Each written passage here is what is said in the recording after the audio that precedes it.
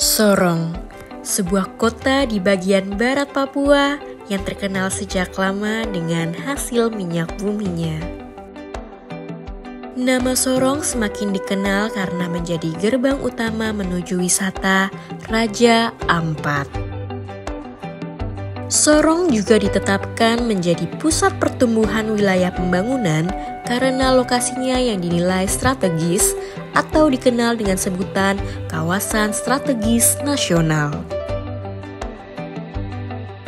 Lokasi kota Sorong terbilang menguntungkan dari segi akses laut maupun udara. Bagaimana tidak, kota yang dulunya bernama Sorong ini menjadi pintu utama menuju wilayah Papua. Bicara tentang lokasinya yang strategis, di sebelah barat, Sorong berbatasan langsung dengan Kabupaten Raja Ampat. Hal ini berdampak positif dari segi ekonomi karena para wisatawan yang datang menuju Raja Ampat perlu melakukan transit hingga bermalam di kota Sorong.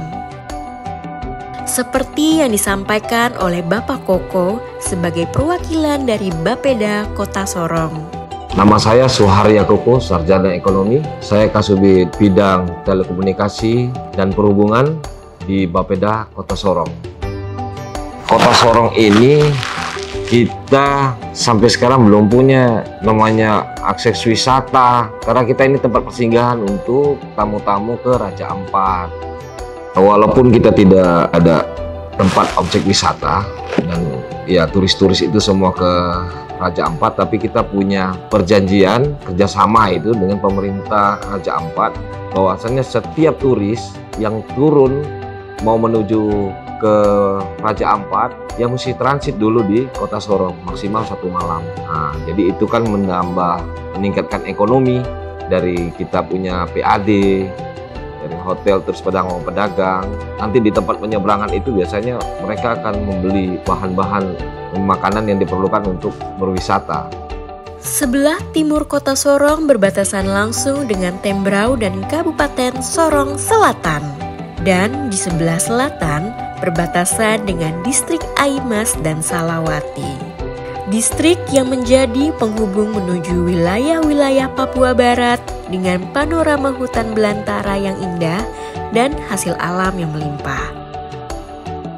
Seperti yang disampaikan oleh Bupati Kabupaten Sorong. Kabupaten Sorong ini merupakan kabupaten yang punya sumber daya alam cukup menjanjikan, ya baik itu minyak, baik itu pertambangan, baik itu hutan, baik itu perkebunan. Nah, lalu yang berikut, Kabupaten Sorong ini kita jadikan sebagai kabupaten tujuan investasi.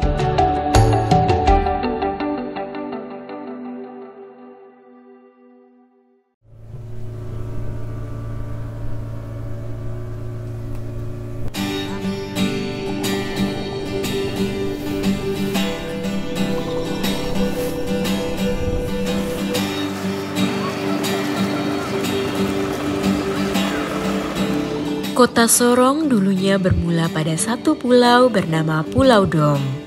Tahun 1935, Belanda menetapkan pulau ini sebagai ibu kota pusat pemerintah. Peninggalan masa jajahan Belanda dan Jepang cukup terasa di pulau ini. Pulau yang luasnya hanya 5 km persegi ternyata cukup padat penduduknya. Kebanyakan penduduk adalah para pendatang yang sudah menetap sejak lama di Pulau Dom. Suku asli Sorong sendiri adalah suku Moy dan banyak menetap di Kampung Malaum Karta, Distrik Makbon, Kabupaten Sorong. Membahas peninggalan bersejarah, rasanya juga perlu membahas satu pagoda yang telah berdiri sejak tahun 1992. Yakni Pagoda Sapta Ratna atau dikenal juga dengan Shi Pauta.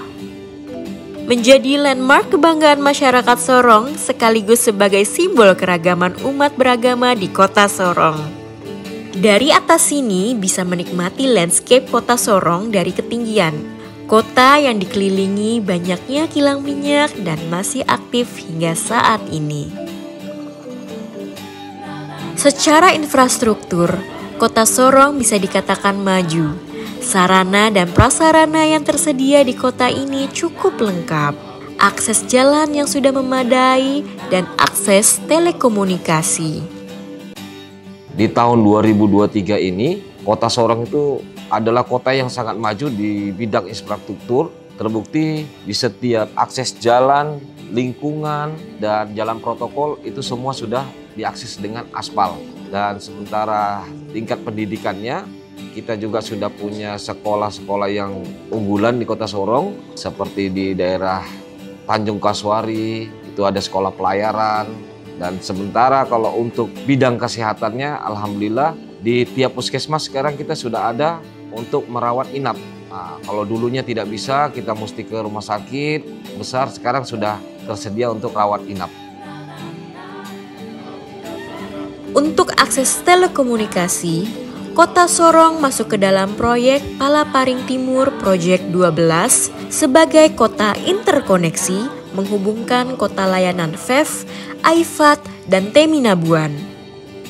Kota layanan sendiri adalah kota yang menjadi tujuan dari pemanfaatan Palaparing Timur. Wilayah VEF, Aifat, dan Teminabuan masuk ke dalam wilayah 3T, terluar, terdepan, dan tertinggal.